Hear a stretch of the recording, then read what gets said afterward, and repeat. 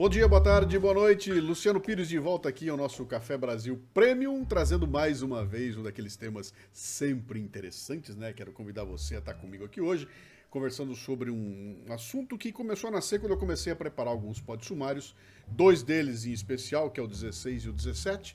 O 16 eu falei sobre a qualidade de contratação de profissionais de caráter e o 17 sobre accountability. Elenquei ali uma série de elementos ali, honestidade, cuidado, coragem, justiça, gratidão, humildade, lealdade, paciência, presença e por último a tal da accountabilidade. Esse termo não tem em português, né? Na verdade o termo é accountability em inglês, que você não consegue traduzir para o português com uma palavra só. Esse accountability ele tem como radical account, que anda perto das expressões portuguesas como ter em conta, dar conta, prestar contas. O pessoal então costuma confundir esse accountability com responsabilidade, sabe, com prestar conta. Mas não é só isso. Accountability é um pouco mais que isso. É fazer o que você disse que faria no prazo com o qual você concordou e ser capaz de prestar contas disso. Mais que isso, accountability é um contrato, é um compromisso, é uma promessa pessoal. É menos sobre recompensas e mais sobre relacionamentos construídos sobre propósito e confiança. Tá bom? É assim que eu quero te convidar então para vir hoje aqui assistir o nosso videocast chamado A Contabilidade.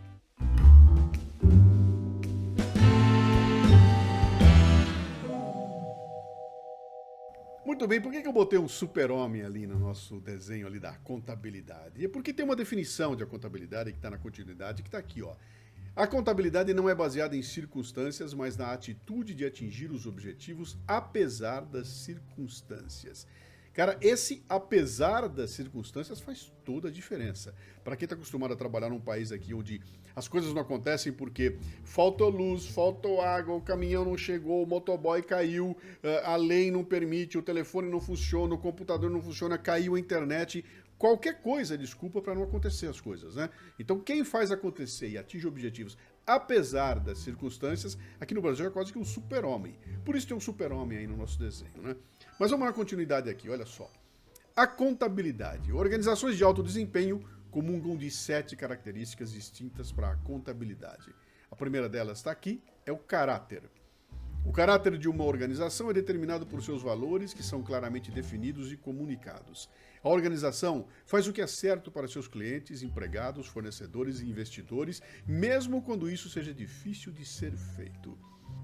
Tem duas coisinhas nessa frase aqui que me chamaram muita atenção, que é aquele, olha, claramente definidos e comunicados, então eu entendo qual é a persona da empresa, e isso é muito bem definido e muito claro para todo mundo.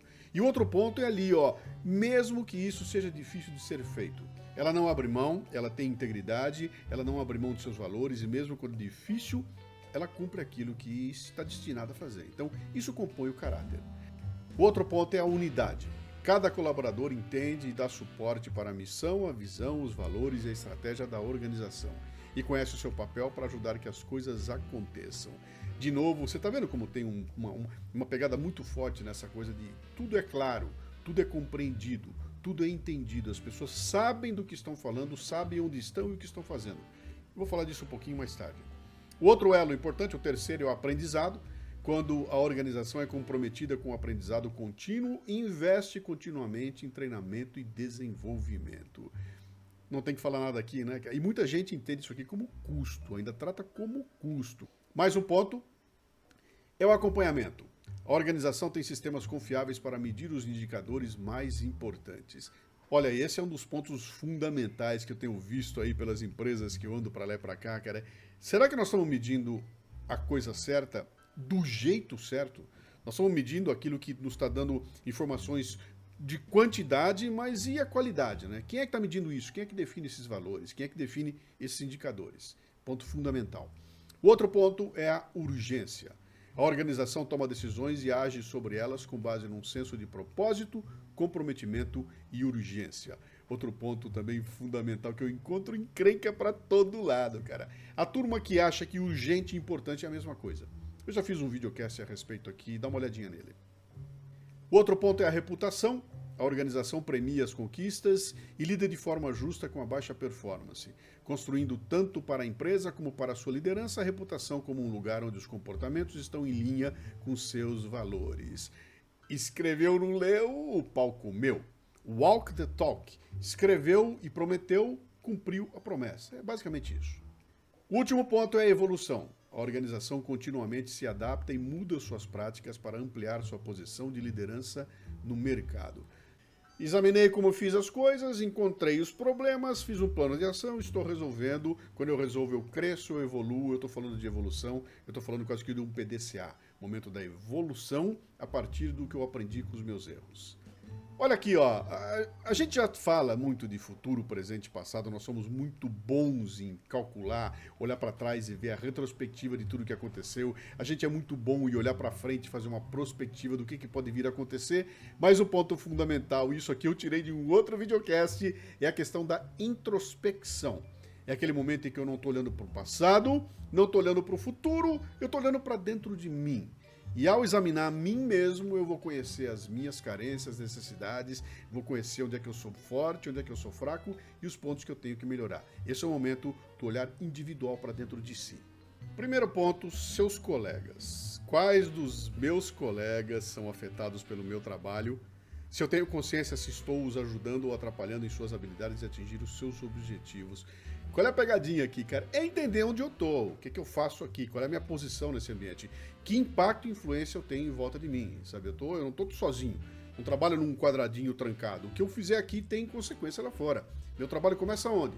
Termina onde? Quando eu assumi a responsabilidade de trabalhar na empresa, o que eu assumi que eu ia fazer? E se eu não fizer? E se eu não vier? E se eu não fizer bem feito? Entender onde é que eu estou e como é que eu impacto e causo influência nos meus colegas é fundamental. O outro ponto importante diz respeito ao seu líder. Eu entendo claramente os objetivos do meu líder. O que eu posso fazer para conhecê-lo? O que eu posso fazer para ter a certeza que estou contribuindo para os resultados de meus líderes?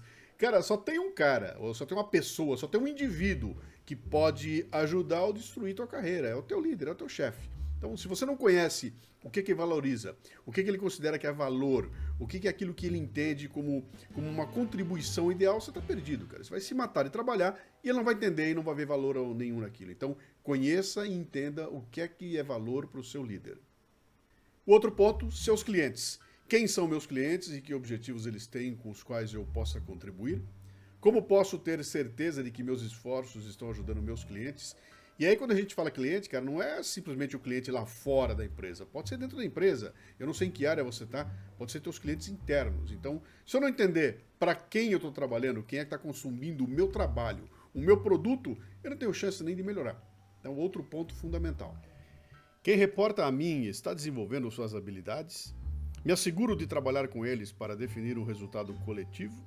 Eles entendem como contribuir individualmente para esse resultado? Eles têm consciência e responsabilidade sobre o impacto do seu trabalho no grupo? O que posso fazer para ajudá-los nesse sentido? A pessoa quer fazer, ela tem interesse de aprender, ela quer realizar, mas às vezes ela não pode porque não tem ferramentas, não tem motivação, não tem tudo aquilo que eu falei no VIRPA, que é o outro videocast. Ela precisa daquilo, e quem dá isso para ela é a liderança.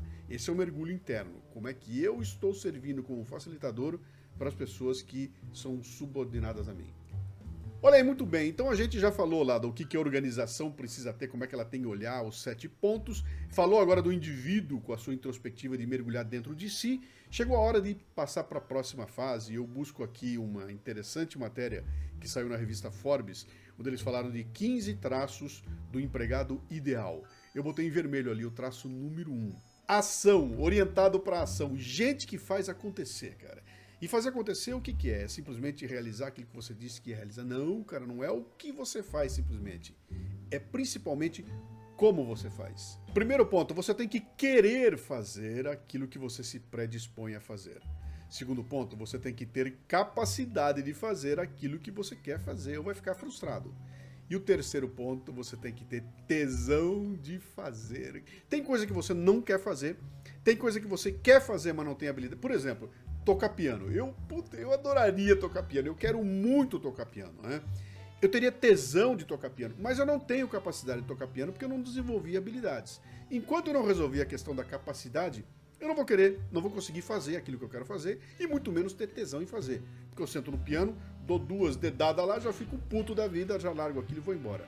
Porque eu não desenvolvi a habilidade, a capacidade de fazer. Então, quando você resolve esses 3 pontos, quer fazer, tem a capacidade de fazer e tem a habilidade de fazer, acontece um milagre. Surge ali um ponto que os americanos chamam de sweet spot. É um ponto ótimo. Ali na intersecção daqueles 3 pontos ali. Ali eu começo a gerar valor para terceiros, ali eu gero valor para mim mesmo, gero valor para a organização, porque eu estou num ponto em que eu tenho tesão de estar ali fazendo. Quando eu estou num palco fazendo uma palestra, cara, eu quero fazer aquilo, eu tenho capacidade de fazer aquilo e eu tenho tesão de fazer aquilo. Não tem como sair ruim. Não tem como ficar ruim. Eu tô gravando esse vídeo aqui, cara. Eu quero gravar, eu desenvolvi a capacidade para fazer e eu tenho tesão de gravar. Então, acho que dá para ver meu olho brilhando aqui, né? Fazer isso aqui me dá tesão de fazer. E esse é o momento que eu tô ali agregando valor. Para você que tá me assistindo e para mim, que tive que ir atrás, que montei isso tudo, então eu tô aprendendo também, né? Então, pense bem. Tesão de fazer, capacidade de fazer e querer fazer. Pegue as tarefas que são passadas para você todo dia e veja o que você tem nessas bolinhas aí. Talvez você encontre e vai ter que arrumar formas de preencher cada uma dessas bolinhas aí. Muito bem, gente acontabilizável é gente que cumpre as promessas feitas, leva em consideração as consequências de suas ações, assume responsabilidade por suas falhas e corrige as falhas.